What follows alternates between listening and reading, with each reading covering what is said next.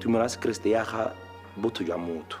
Motho e le gore o ka se ke a emele dithopo ka position ya gago ke moruti. Bakeresete ebile tota ke bone ba ba tshwanetseng gore ba ye teng ko dipalamenteng ko. Go ka nna thona thata mo goreng e re o eteletse phuthego o bo o ka re wa go emela dithopo.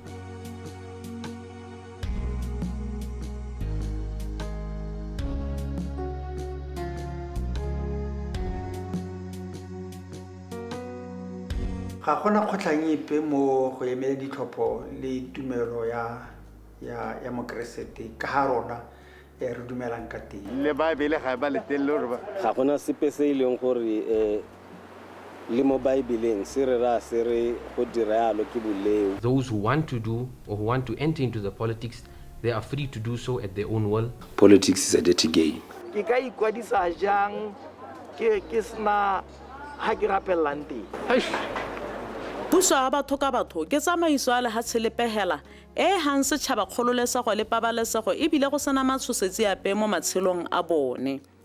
Mo pusong ya batho ka batho setšhaba sa aga puso ka go ithopela baemedi go ya palamenteng le ko khanseleng. Hela jaaka ba tsaya karolo ba bangwe badumedi ba na le seabe mo pusong ya batho ka batho. Nta le seabe sa makgotla a tumelo mo mererong ya tsa dithopo lehatshe le pele ka sebalelo mo mahatsheng a na le tsamaiso e nonogileng ya puso ya batho ka batho. Ga ke dumele gore ba dumedi le dira tiro ya rona.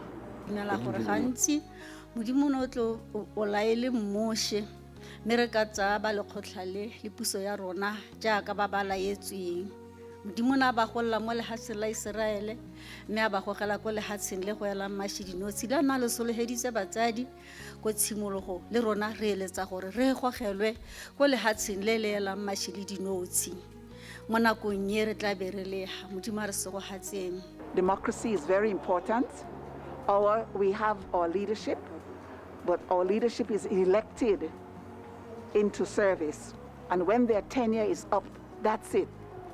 Even with the ministers are elected for a set period. Let's say our bishop, we don't ordain bishops for life. They are elected. And when the period is over, they step down and become an ordinary minister again. So democracy is a very vibrant and integral part of our setup. Our society stewards, they are allowed to serve a maximum period of 3 years. And when the 3 years are up, they have to be re-elected. But there's a cap of 3 terms on it. So we don't have even society stewards that serve for all of their lives. So our church is very familiar with the electoral process, even on a local level. And in terms of serving in the political arena, our ministers or reverends are not allowed to run for any elected post. They're not allowed to run for any elected post in government, council, whatever, because we try to separate that. So when a minister, when a reverend is standing in the pulpit preaching, nobody sees a specific party. We're very open with that. So we encourage people at the very basic level of the congregation to be involved in the electoral process. Ke nngwe ya dilo tse leng gore di a go thusa gore re kgone re nne le dikakanyo modimo a re thuse sengwe le sengwe se tlebeng se diragala ditshwetso diemo modimo ke ena o tlebeng a tsaya taolo a romile ene mongwe o tlebeng a ipeile gore a kgone gore a thuse tšhaba yotlhe ka kakaretso.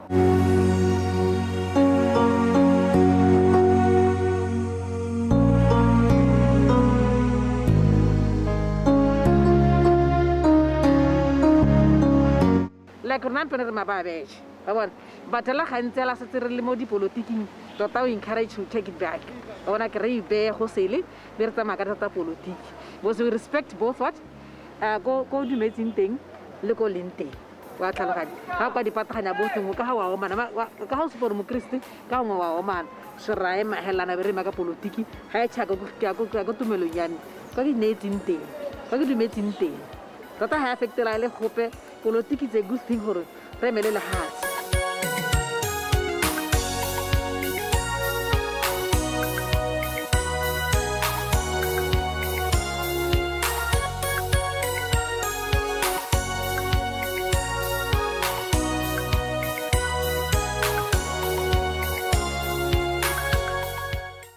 go a supagala gore makgotla a sedumedi a godile go tswa dikerekeng tsa semoya tsa pholoso bongaka ja Setswana le ditumelo tse dingwe ka go harologana. Go botlhokwa gore tumelo tse tsotlhe ka go harologana ga tsone di tsaya karolo mo tsamaisong ya puso ya batho ka batho le merero ya dithopho. Mo Botswana puso ya batho ka batho e tshegeditswe ya bo ya gola mo dingwageng tse di 50 le go heta. Morago ga dithopho tsa setšhaba ba tsaya karolo ba nna le seabe mo tshekatshekong ya tsamaiso ya dithopho se e le go tokagatsa le go nonotsha puso ya batho ka batho. Re anamisa molaetsa wa dithopho ko badumeding ka ditsela tse di mmalwa tse di harologanyeng. Mma ke simolle pele ke bua ka lekgotla le re nang le lone le leng la Party Liaison Committee. Le bidiwa Party Liaison Committee although ga la tsenya di-political parties hela ke bana le seabe ba harologanyeng ba na le kemedi gore ko mme makgotla a sedumedi kana the faith based sector ba na le kemedi ko go lone lekgotla leo e le gore goreng re ha re ntse re tsweletse kgwedi le kgwedi kana kotara le kotara ha re bua ka dikgang tsa ditlhopho ebe ba sedumedi ba le teng gone go ba le represented gore ba tle ba kgone ba tse dikgang tsa rona ba di busetse ko bolokong ja bone ka go harologana. In that way ba dumedi ba hella ba kgona go itse gore go diragalang ko ditlhophong mme bile go lemoga gore ba dikereke di tshwere Batswana ba bantsi ka dipalo ka gore almost everybody ke modumedi ha le ntebile go na le kwa ba manteng. Re na le go ba biletsa dithuto se ka dipuisano di-workshop gore re tle go tsaya nako le bone e telelenyana re nne ga ba tshele bone re ba lekudise gore go diragalang re arabe dipotso tse ba nang le tsone re tlhalose dilo ka bontsinyana e le gone go disemeletsa ya ditlhopho ko go bone. Ha re setse re nonoelela thata jaanong ditlhopho di setse di le gautshwanenyana re a ba latela le ko dikerekeng re kopa gore e re mo nakong ya kereke e tsweletse probably ha moruti a sena go hetsa thero ya gago e be re ka hua metsotsonyana e se kaenyana go a ko go bo 20 kana 30 gore re tlhalose phithego e tlebeng e le go ka dikgang tsa ditlhopho gore go diragala eng ko go tsone so le go dikerekeng tota ra kgona gore re balatele ko go tsone. Jaaka puso ya batho ka batho e sa thaole ope keletso ke go itse se se dirang gore badumedi ba nna maoto a tshupa go tsaya karolo mo sepolotiking le mo mererong ya dithopho. Ditshekatsheko di supa ga tumelo e na le go kgopakgopana le tsamaiso ya puso ya batho ka batho ka go tlhoka go tsaya karolo kana go sa nne le kgathego ya go nna baemedi ba sepolotiki. Bakeresete ga ba tsene thata mo politiking ka gore sekeresete ga se letelle politiki gore e ka nna teng mo teng ga kereke re politika mo sekeresting ka sekeresete ya ka re ntse yang we are not allowed ga re wele ko opposition ga re wele ko whatever the ruling party rona hela in the family ga re tse dikarolo tse. Ghana, you should understand politics is the day-to-day. And how the democracy will modumedi or governor ke Bible. So then a politician is too loose. I don't expect the functioning of the operations of the church or religion to be interfere with the operations of state organs. That is not expected in a secular state.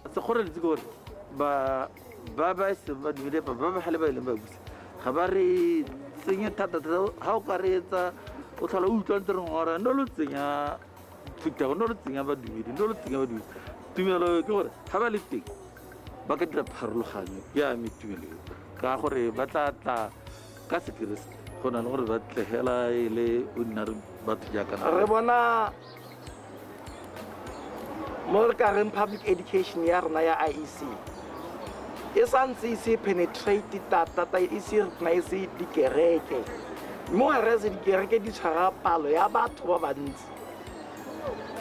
So mme gape go le botlhokwa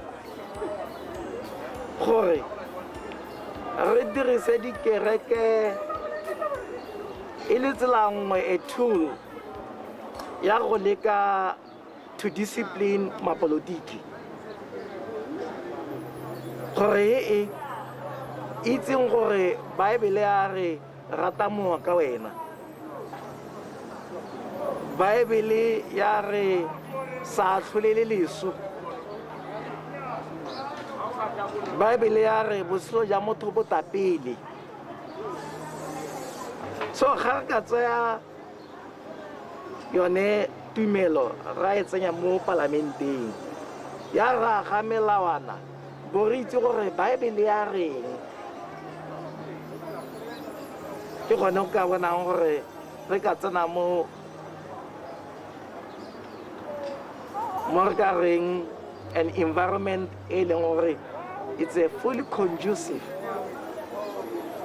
It understood the existence of Christianity in a setup where there is a human being. Se se papametseng mo go ba gogeleng mo mererong ya ditlhopho ka se re lebegang o ka re sa tlhaela ra itse gore ke thuto ga re kgone go goroga ko motswaneng mongwe le mongwe a ke modumedi kana ga se modumedi ka ntlha ya tlhaelo ya ditsompelo kana gongwe ka bokgakala ja mahelo mangwe re sa kgone gore re go rokone ha ne dikeletswe le dipitsi e ne e le gore re goroge ko motswaneng mongwe le mongwe ha leng teng re go mmolelela ka molaetso a ditlhopho ha re tsena mo legatong lengwe le lengwe la ditlhopho. Se se hela se dira gore bangwe ba salle ko morago ka gore ga bana kitso, bangwe ba salle ko morago ka gore kitso e ba nang le yone ga ya tlhatswega sentle. Nka go ha sekai bontsi ba batho ba santse ba na le tsietsego magareng ga ditlhopho le politiki, ba tsaya goreng ditlhopho ke politiki. Mme ha ne re ka kgona go goroga go go bone kana ka re letsang ka teng ko mongwe le mongwe ra tlisa thuto e leng gore e tla harologanya politiki mo ditlhophong, ke selo se e leng gore se ne se ka re berekela thata. So re lemoga goreng re santse re tlhaela go goroga mme maiteko one re ntse re tsweletse ra dira tsatsi lengwe re dumela gore re tla kgona gore re tshware batswana botlhe molaetso wa ditlhopho o goroge go go bone. Mo parlamenteng kana councileng tsa Botswana ga go ise go nne le kemedi e nametsang ya badumedi e ka kgonang go ruta le go ngoka balatedi ba tumelo go ka tsaya karolo ba phuthulogile. Ka jalo IEC e na ya tsamaya mo lehatsheng ka bophara go bua le badumedi ka go harologana ga ditumelo tsa bone, go thothomisa gore a mmekeletso e teng go ka emela dithopho le gore ha go sa nna jalo dikgoreletsi ke eng.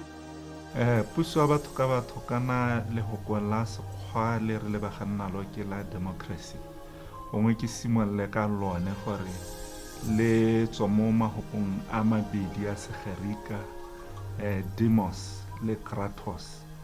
Demos go tewa the citizenry e le gore mo bogologolong ko bo Athens batho banna ba ne ba bidiwa go ke the citizens ba ne ba kopana gare ga toropo mme ba bua ka dikgang tse di amanang le batho mme le go kolela demos e beletswa ho gote ke batho e be re nna le kratos le raya power jaaka le itse gore nna ga re golane re itse gore jeke ya dikgomoe e bidiwa gote ke domkrag gantsi bo re dom go toeng ka se buru mekraga ke ene kraga o jaanong go raya gore democracy ke nonogo ya batho, it's people's power, ke dithata tsa morahe, ke boikarabelo jwa morahe.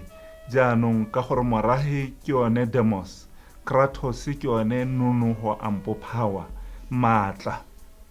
Jaanong re bo re ya ko democracy le kganya ditlhopho gore kana batho ba ba na le nonogo ye kalo-kalo ba tshwantse gore ba rome bangwe mme bangwe ba romang ba wa itse le kwa lapeng gore yo na le nonogo ke mogolo o roma ngwana mme ngwana ga ene ene mogolo. Jaanong mo pusong ya batho ka batho ga re ya go ditlhophong go gore ba ba na le nonogo le maatla e bong setšhaba ka ga se ka ke sa dira sengwe le sengwe sa se itirela se tshwanetse gore se tlhophe bangwe ba se ba romang gore tsayang boikarabelo ba go dira sele mme go dira yalo ya bo e se go tsaya maatla le dinonogo ba di neela batho ba ba mokawananyana bao. Jaanong ke yone puso ya batho ka batho ke yone ditlhopho ya boele le mo Baebeleng tota ha o ya ko lekwalong la ga Isaiah go na le mahoko a Modimo a reng ke tla romamang ke mang yo o tla reelang. So ke thomo e leng gore yo o rumilweng ga se morumi ke morongwa mme o rumilweng ke ene yo e leng gore o tshwanetse gore a taboge a dire thomo mme yo o rumileng o tshwanetse gore a itse gore o na le boikarabelo jwa gore a nna a tlhole gore a thomo ya gagwe ya diragala. Puso ya batho ka batho ke thulaganyo le boemo jo setšhaba ka kakaretso se tsang karolo mo go tlhopheng boeteledipele kgotsa batho ba ba ka tsamaisang lehatshe mo dikarolong tsotlhe tsa lehatshe. Mme ba dira jalo ka thulaganyo ya rulagantsho ya gore mongwe le mongwe yo dingwaga tsa go di moletang a tseye karolo mo go tlhopheng mme bontsi jo bo tla bong bo tlhophilwe e be le bone jo bo ka tsang karolo mo thulaganyo ya go nna yalo ya go busa lehatshe mo dingwageng tse 5 jaaka molao o kaya. Mo pusong ya batho ka batho ke gone ha e leng gore batho ba nna le tshwanelo ya go tlhopha ba phuthulogile mme ebile ba kore go sena gogontso mo teng mongwe le mongwe a thopa ka ha a eletsang ka teng a thopa moemedi wa pelo ya gagwe. The Christian faith actually upholds and promotes peace. It promotes love. It promotes tolerance and sacrifice. And if these ingredients were to define the Christians, my thinking is that every decision that we'll actually try to take will actually be geared towards ensuring that you love thy neighbor as you love thyself. But then unfortunately, just like we are saying, religion basically, I don't know how to define. I think Botswana is said to be a religious, a Christian country. But then, if you go by the Bible, I think the way to heaven is by the born-again route, whereby Christ, whatever you say, my Lord, I'll do it. So you see, I think we are all Christians, but we take it at different levels. So my thing is that it's meant to promote love, peace, and understanding, and coexistence. And if there are any conflicts on the basis of this love, this peace, and this love thy neighbor as you love thyself, I would think that ideally, and I'm very aware of what I'm saying, ideally, the Christian faith should actually be very much helpful in terms of ensuring that we have harmony, in the sense that it's actually anchored on harmony. Bakriste ba rotloediwa go rapella babusi gore babusi ba kgonne ba buse jalo ka thomamo le ka kagiso. Jaanong what Bakriste need ba thoka babusi ba ileng gore ba respecta tumedi ya bone ibile ba ba neela the freedom of worship, not just ya Bakriste, but ba respecta also religious freedoms of other faiths and religions. Jaanong lengwe la mabaka a gore Bakriste ba participation ya bone ile ko tlase ke gore Bakriste ba na le tumelo ya gore politics is a dirty game. Jaanong ha politics is a dirty game, they want to stand as far as possible that they may not participate in the dirty game and soil themselves.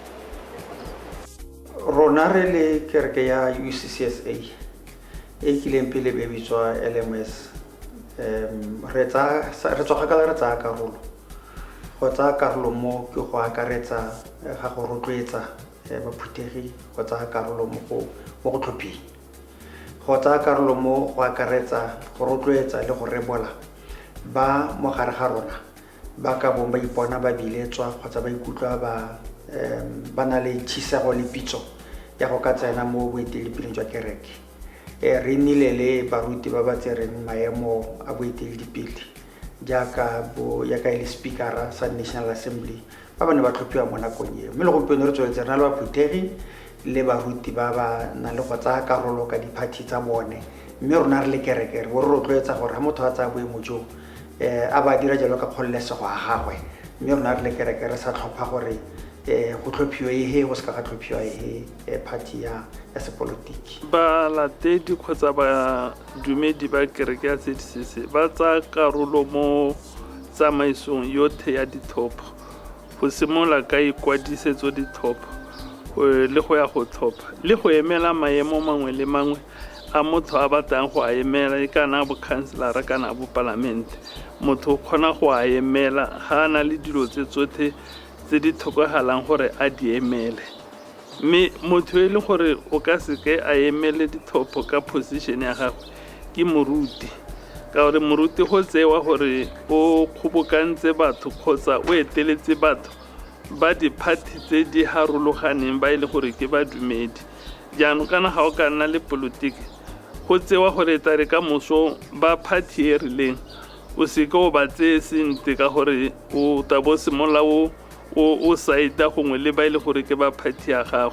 So moruti o tshwanetse gore a nne neutral hela go se ka ga itsego gore tota ke molatedi wa party e ebile gore a ta kgone go treata batho balatedi ka go lekalekana a sa itshupe ka mmala gore nyana ke wa mmala wa gore ka gore e tare ke le wa mmala wa gore motho wa mmala wa gore a tshabe go ta go kopa thuso mo go nna ka gore o tabatsa gore yo kana ke wa mmala wa gore kgotsa ya re ke sa mo thusa senta ba re o ka se ka nthuse sente ka gore ga ke wa mmala wa gagwe. So moruti o tshwanetse re a nne neutral, but maloko ba e leng gore they don't have any position ya ba itshwereng ba participate go politika le go emela maemo mangwe le mangwe mo sepolotiki mo di-partying tse ba di ratang. Mo ditsong gongwe go tla ko morago gongwe ne go na le gone boboi jwa go tsenela sepolotiki e le gore motho o tla ba akanya gore sepolotiki se ka mo kgothela kana se ka mo poluta character ya gagwe. Mme rona re dumela gore kana kereke kana go tsena bodumedi jo jwa sekreste bo aga motho bo aga setho sa motho character ya motho. Mme batho ba ba nang le di-values tse di siameng kana maitsholo a siameng ke bona ba batho kana le gore ba buelela setšhaba ko makgotleng a tshwanang bo palamente kana ko di mahelo a tshwana bo palamente, ka gore re tsaya gore kana batho bao ke ba eteledipele mme batho ba ba lebeletse ba na le se go te influence. Mme re dumela gore ke rona re ka yang ko ra go tsenelela dikgang tsa sepolotiki. Ne ke buile gore go na le puo e reng politics is a dirty game e ra itse re teng. Sengwe sa batho se e leng gore ba kreste ba ka tswa go ba se tshogela kana ba lebelela sepolotiki ka re ga se a siama ke gone gore kana ra itse gore go di Freedom Square go iragala eng mongwe le mongwe o bua sa se batla. Go na le ba ba kgona go irisa maako a botha a kgona go dira gore motho le yena ba sa eletse sepolotiki go mo ke ta toga ke tsoga ke kgothetse mowa wa. Christians ought to realize that it's very important for them, much as we consider politics to be dirty. It's very much important to say the dirtiness of the of politics might be a product of them that get in politics. So if those that think it's dirty could actually join with that cleanliness, my thing is that they can actually purify politics and democracy by extension. I'm saying politics and democracy because I'm trying to think if they become actively involved, then they actually become decision makers. They give it the salt and the taste that they think it should have. So therefore, that being the case, my thing is that an effort should actually be made by the Christians to realize that we need to have leaders like we have had leaders in the Bible. But in this particular case, democracy is the way to go, at least in terms of the earthly perspective of how governance should actually go. So it's very important that the Christians have got to see the need not only to go there and vote, but also to become participants in the process in its entirety. Lefoko la modimo ka bolone hela le lone le na le puso ya batho ka batho ga le dirisiwa sentle. That's why bona batho ba kgobokana go gone fora gore ga be gona le puso ya batho mo go ting ke ina democracy mo kerekeng ka gore mo kerekeng ga go sena puso ya batho ka batho fora gore kereke ga e ka ga molao. But at the same time, we cannot ignore the role that religion plays in a society, because religion has got two fronts. It can either enhance or hinder the growth of democracy. Religion is important to democracy in the sense that it builds trust in institutions, because as we all know, religion it's an agent of socialization. It helps us to cultivate positive attitudes. It helps us to cultivate civic skills, skills of organization.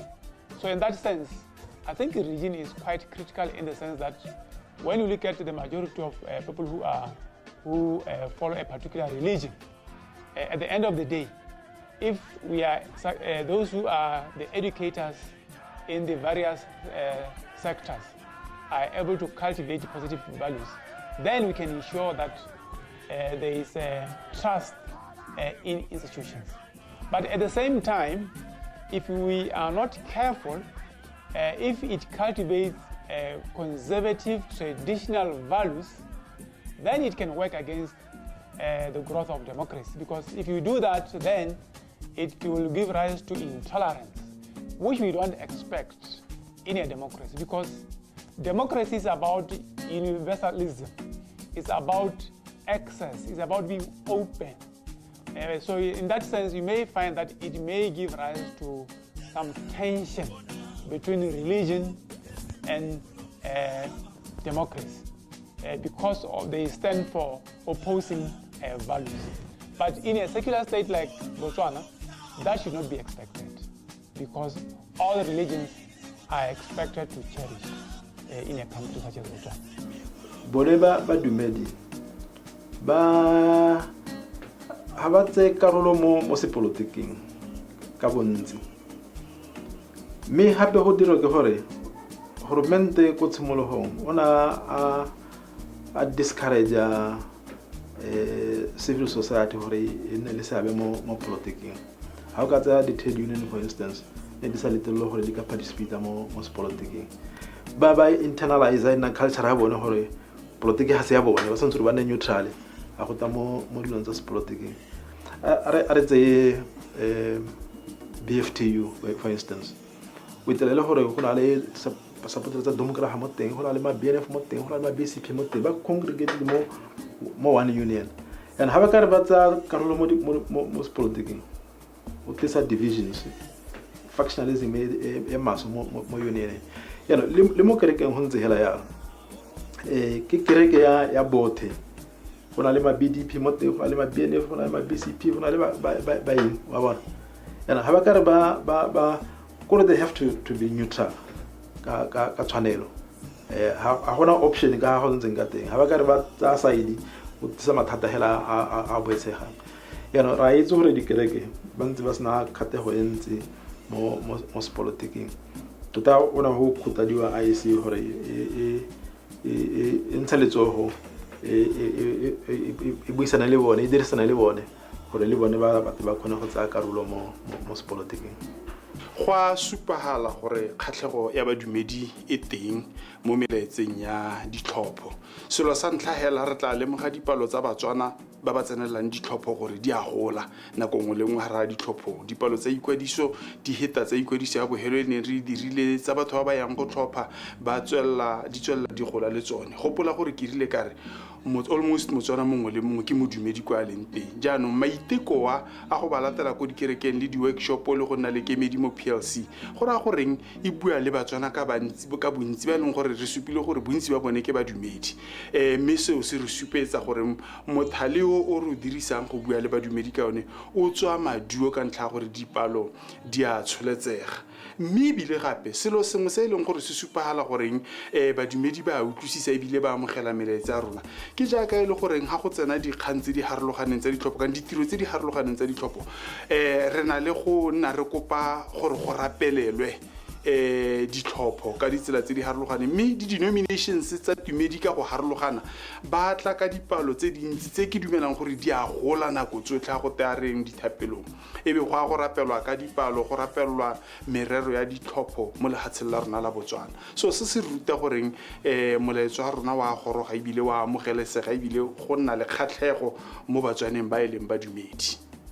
A ke re bona puso ya batho ka batho mo mosola ya puso ya batho ka batho hela go tshimolo gore yone e na la mongwe le mongwe chance a sebaka sa gore a ntshe maikutlo a gagwe and ha re ka dina a para iletsa batho ba kereke go ntsha maikutlo a gagwe e le baagi ba Botswana re tla bo re ba kgetolola mo Botswana mme ke sone se re tshwanetse gore re ba letlelele gore ba tsisa lentswe la bone le bone ba bue gore puso e kitlane. As you can see, in Islam, you are free to do what you want. You are not forced to do certain things. You are not forced to wear this kapari. The same way, the question was risen, Khori, do Muslims, are they forced not to join politics or are they forced to join politics? They have total freedom. Rona really a Muslim, if you want to join politics, you are allowed to join. If you do not want, you do not have to.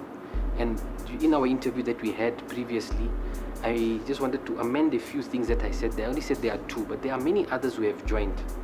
There is one brother called Odze. He has joined. He's a Muslim. There are a few that have joined. The biggest name comes to mind, Liaquat Kable. He's a Muslim. He's in parliament right now. So this just breaks that misconception, Khori. Muslim, they are not allowed to join politics. They are most welcome to join. Go sa kgathalese gore ke kereke a mohuta mang gore re tsile go tla go bone re kopa gore ba re he di slote mo di servicing tsa bone gore tle go kgona go buisana le bone ra bo re sa tla politiking ra bo re tsile go bua ka tse leng di tlhopho ba re he sebaka gore tle re kgone go buisana le boloko ja bone ba tle ba kgone go tlhaloganya ba tse karolo mo tsamaisong ya ditlhopho ba na le kutlwisiso e leng gore e tlhamaletse. Modimo re ra etshora morana wa rona Jesu Kriste re ya go ikokobeletsa le mo motshegareng wa letsatsi le papa re lebogela nako e ya botlhokwa rra yo ileng wa tsa borre le bomme mme wa ba rwadisa morwalo rra wa gore ba tle go buisana le rona kgosi ya kgalalelo ka tiro ye hape le Jehova tiro ya lehatshe la rona le o re neile le kilane le sekaka le sena sepe mme le la hatsi le na le matsorotsoro mo bosolong gompieno modimo a ka ke a go laletsa gore raya matla otlhe a poiho ya gago e wele lehatshe la rona Jehova a poiho ya gago rra e goge botlhe ba o modimo a ka batla tsayang situlo go rene wena go bo go laole wena gonne wa re go boifa modimo ke tshimologo ya botlhale modimo a ka ke a rapela gore kgosi le khotla le le santsane go le rwadisitse morwalo le etelle pele ka kgogo ya moya o buitshepo le etelle pele ka botlhale le etelle pele modimo a ka mo go tsotlhe ba di dirang di direle poifong ya gago le mononofong ya gago re ya go leboga morana wa rona modimo wa ka se go hatsa ditlhopho tse di hapele ga rona re neela babusi ba rona modimo wa ka wa re go molemo go ikanya Jehova go na le go ikanya modimo wa ka re tshetse mo lefatsheng la kagiso mo lefatsheng la tshisibalo go tlile dio di le dintsi mo mafatsheng a farologane me lefatshe la rona no ntse le fitisa o le sireletsa modimo wa ka kere a kagiso ye tswelle e rena ka Jesu Kriste morana wa rona o tiise batho ba gago o neele ba tlhophi botlhale ka Kriste Jesu morena a mo ga gore etelle pele mo go sengwe le sengwe ka Jesu Kriste mmoloki le motlo moselwi wa rona ke a leboga amen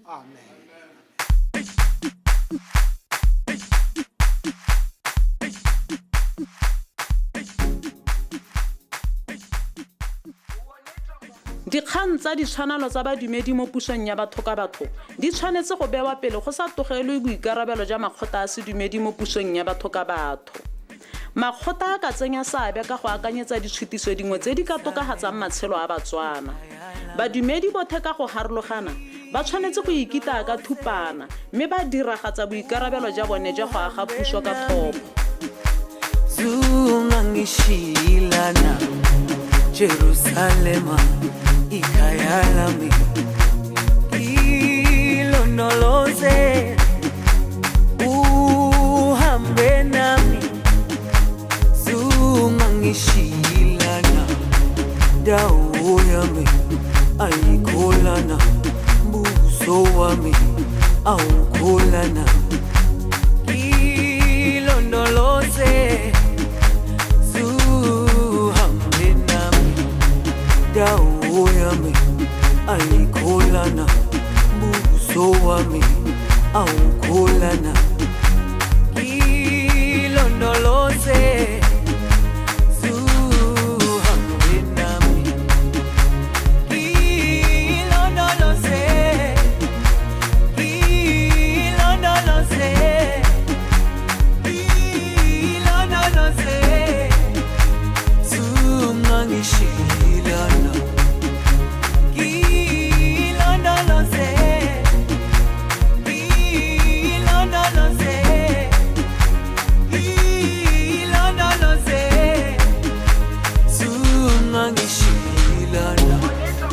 dawo yami ayikholana buso wami awukholana ilondoloze zuhambe nami dawo yami ayikholana buso wami awukholana ilondoloze zuhambe nami